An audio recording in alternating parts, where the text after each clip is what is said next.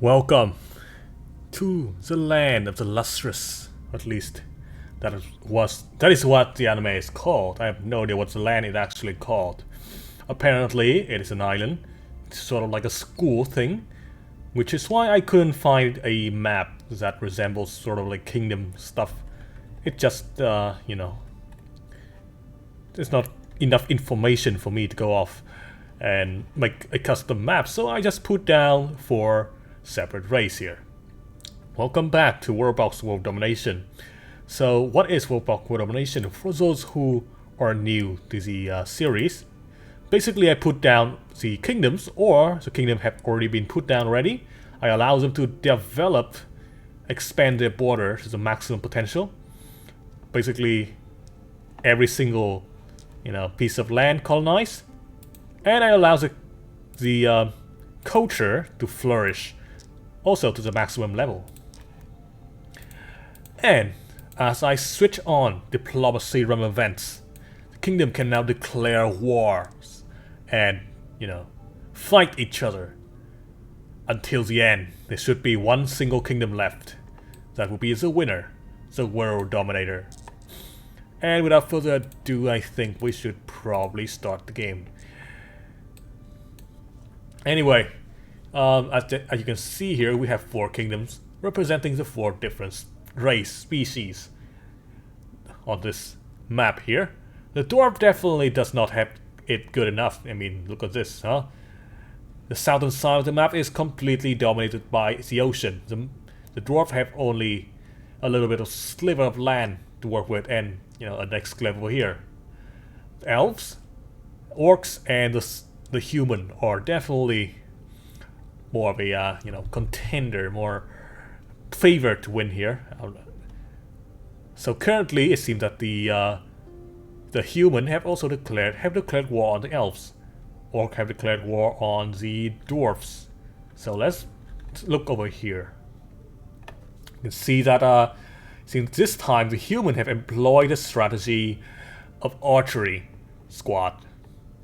Basically, setting up a line of soldier in the front to defend and hold the line here, forcing the enemy soldier to focus on one point where the archer can aim at.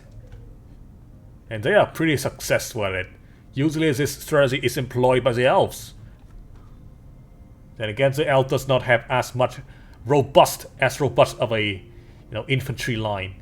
The human can do a hybrid strategy pretty well. The southern area here, we can see that the East Jungle Orc have taken out quite a huge chunk of the Dwarven area, and now the Jungle Orc have also declared war on the West Jungle Elves. Kind of expected, actually. That means the elves are being attacked by both kingdoms, both major kingdom. Probably not good for the elves.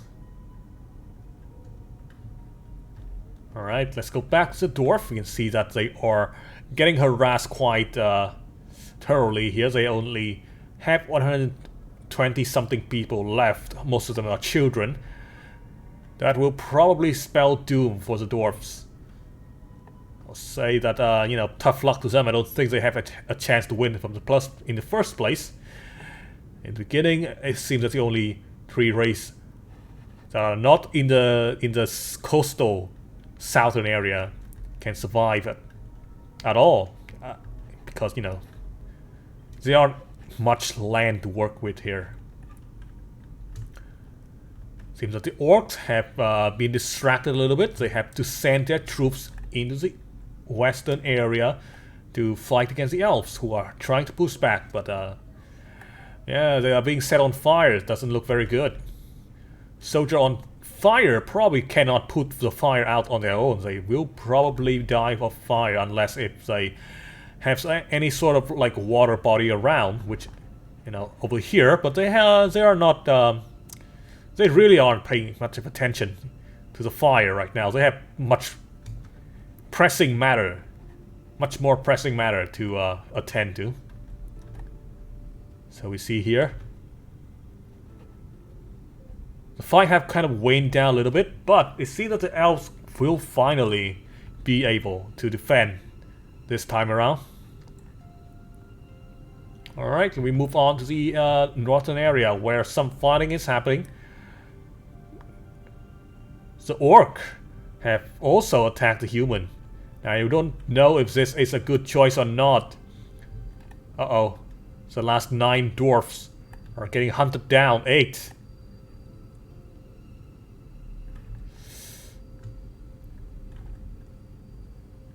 Well, it seemed to be a pretty good choice. I mean, look at this. Each jungle orc are completely dominating despite the fact that they are fighting against 3 kingdoms at once. Well, 2 if you don't count the dwarfs who are already kind of wiped out.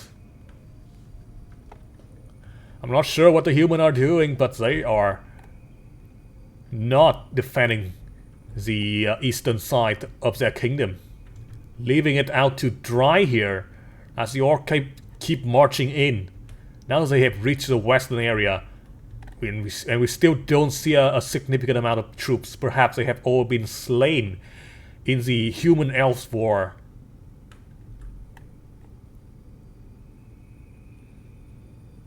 Oh boy, look at this. Yep, the orc are having a field day. They are constantly taking the dominant position in the battle. Here in the northern area we can see an adequate amount of soldier for the human side. Have finally been able to push the elf, I mean not the elves, the orcs out a little bit. If only those army focus on this squad instead. We only see several brave human trying to confront the entire army of the orcs.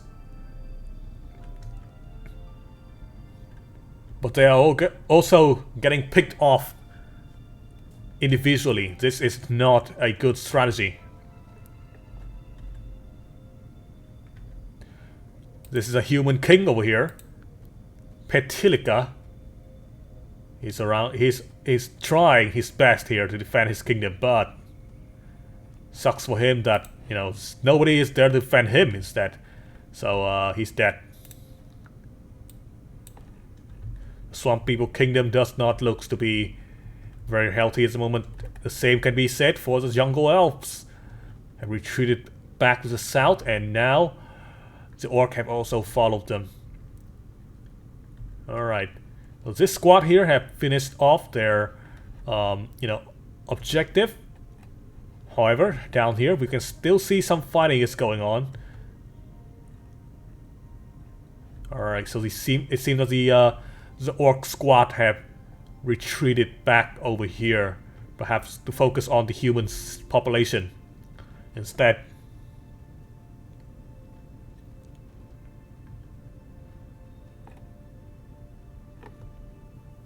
The elves are still trying their best, but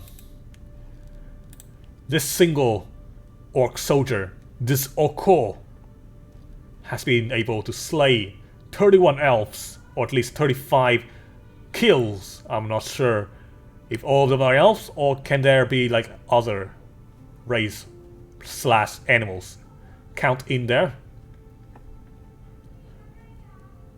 Single-handedly destroying the entire army from the elves here. If they don't slay him fast enough, he will just regenerate, but he dead. Alright. So the elves are still having to fight against the orcs, and we can see here another concentration of troops for the orcs here. They are not giving up. They have cleaned up the human already, and they clean up the dwarf pretty quickly. So the elves are basically the only thing that is, standing against them. Wow, this could be a very short episode. So let me, inflate the video length a little bit here with the, slow down the time flow. All right, this might as well be one of the final battles.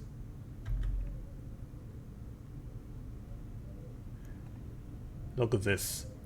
Orc are finally, they are fully clad in gear, leather boots, leather armor, a wooden stick.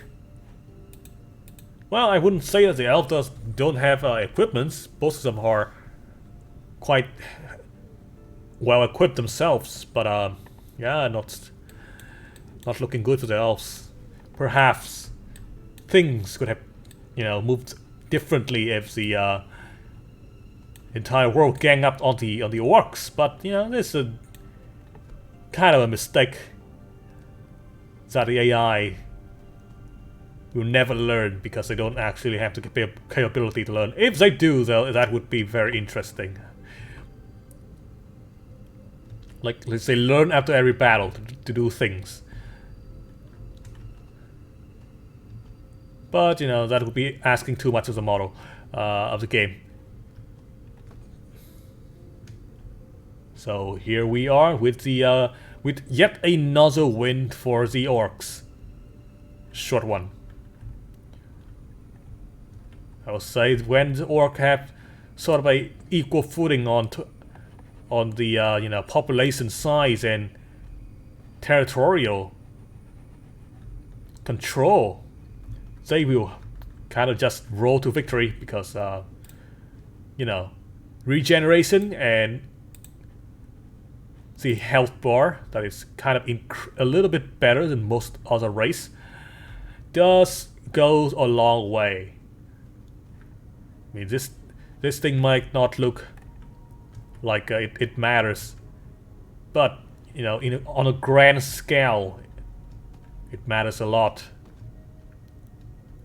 And there's not much the other race can do, other than like having a better equipped army and a stronger, larger population. The only way to go and destroy the orcs is to overwhelm them. Oh, the jungle elf managed to survive this time, trying to secure a peace treaty. Although I don't think they're gonna be able to rebuild themselves after such a devastating defeat.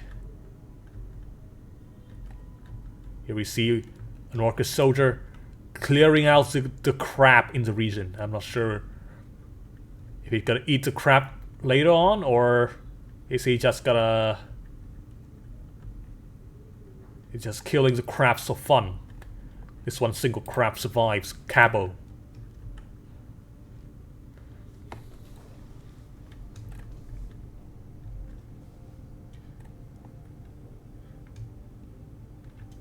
Now, the other race will definitely kill some animal for food.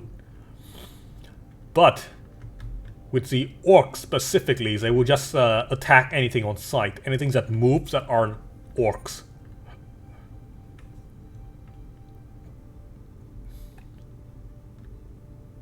I mean, fit with their nature.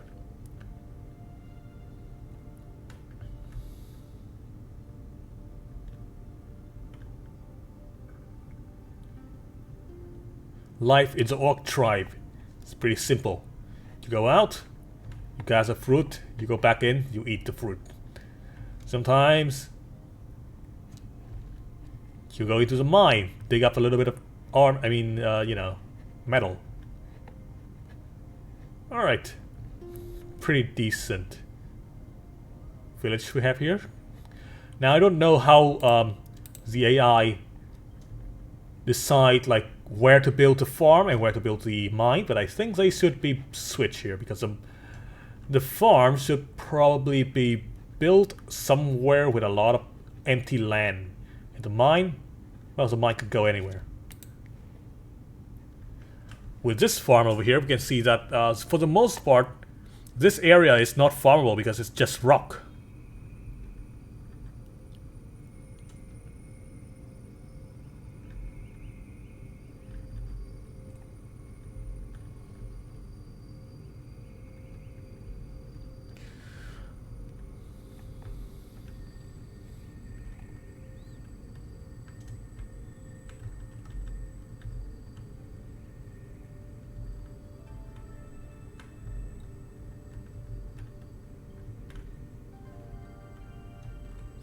Seems that our our elven kingdom has decided that they should probably repopulate back up again.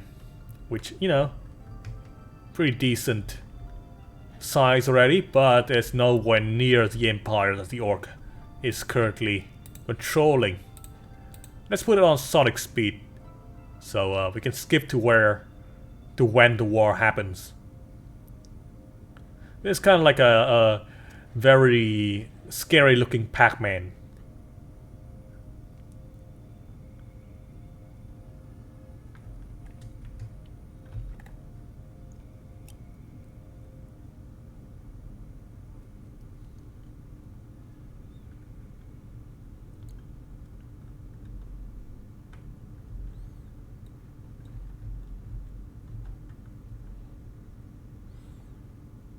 Oh, and here we are yet again. The orc have finally declared war on the elves for the second time or third, I don't know, probably second. And we can see the true might of the fully developed orcish empire just completely go in like a wave of terror. Oh, that building is burned. Alright, next village to ravage. They just moved in and, much like a tsunami, swept everything in their way. Even the livestock are not spared. What the... How did you get this thing? How did you get this shield? Not sure how that guy got the shield, but that's pretty interesting. Now I don't know where this squad is going, but the shield man is currently tanking a lot of damage. Wow, yeah, he's gonna die for that, but brave man, brave orc rather.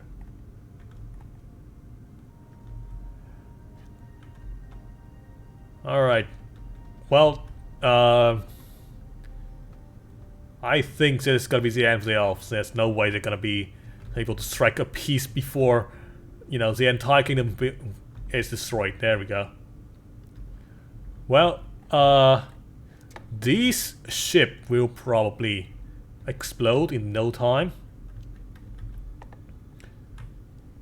It is pretty self-evident that, you know, who wins this episode, right? The orc.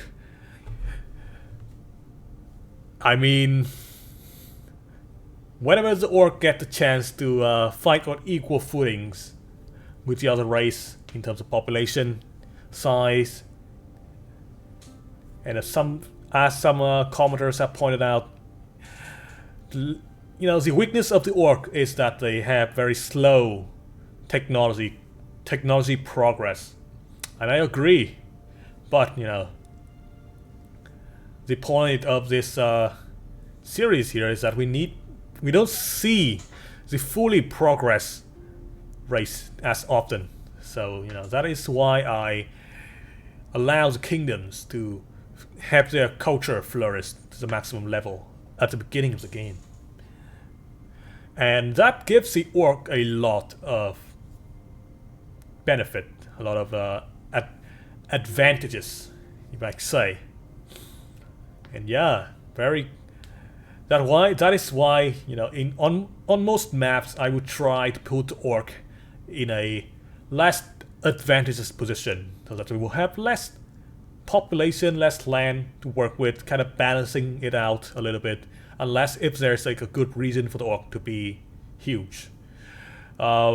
Well, not for this episode, apparently, because I think this is where I think I made this map, or at least not made the map, but I put down the kingdoms. And, you know, prepare this map before I read that comment, before that video was posted, before I realized that the orc have such a great advantage in the beginning. Well, it's fine. The orc deserves to win sometimes, you know? It's not like we see them if we see them winning every day. Alright, well, that's gonna be it though for the video today. I hope you guys enjoy this episode, even though it might be predictable. Then again, I cannot just say that for every episode that the orc wins. But, you know, that's how it is. So leave a like if you like it, subscribe if you want to see more WorldBox Domination, and yeah, I'm gonna end the video here. Bye.